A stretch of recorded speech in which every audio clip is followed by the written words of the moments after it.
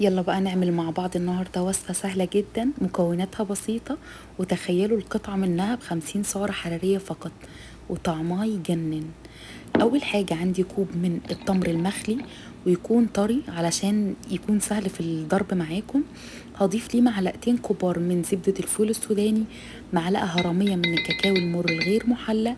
وعندي هنا بقى جوز الهند معلقتين، هحمصهم على النار، هتديها طعم حلو جدا. نضيفهم في الكبة، وهنحتاج لمعلقة من المية، وهنضربهم، وده الشكل بعد الضرب.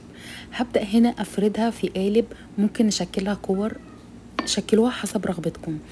وأنا هنا سيحت شوكولاتة دارك 99% كاكاو، هضيفها للوش، والتزيين طبعا حسب رغبتكم. ضفت ليها هنا شوية من الزعتر، لازم تجربوها بالزعتر طعمها لذيذ، وشوية من الجوز. هتلاقوا كل تفاصيل الوصفة أسفل الفيديو، جربوها وبألف هنا.